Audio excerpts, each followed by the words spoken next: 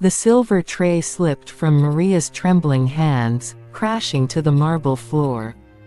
Crystal glasses shattered, echoing through the grand dining hall. "Pack your things and get out," Mrs.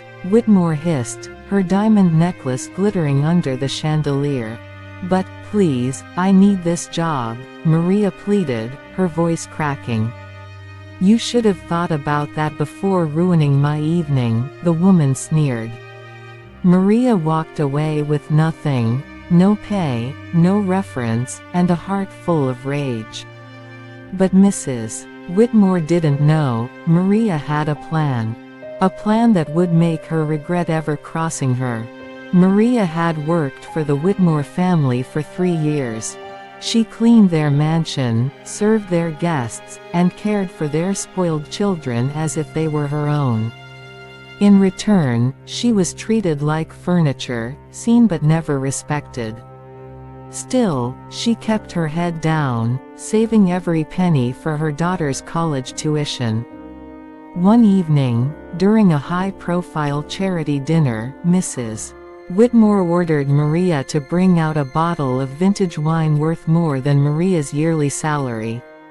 Nervous and careful, Maria carried it in, but one of the guests bumped into her.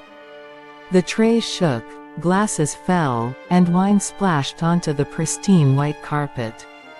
The room went silent. Mrs. Whitmore's smile vanished. "You useless girl. You've ruined everything," she spat. Maria tried to explain, but Mrs.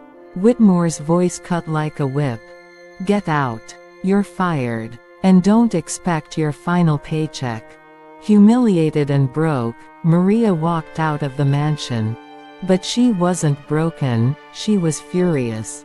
The plan. Maria knew the Whitmores' routines. She knew their secrets. And she knew exactly how to make their perfect life crumble, without ever stepping foot back inside their home. She started small. She contacted a journalist she once overheard the Whitmores badmouthing.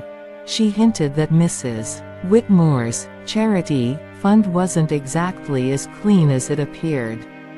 Then she sent anonymous documents, copies of receipts, bank transfers, and private emails she'd quietly photographed during her employment.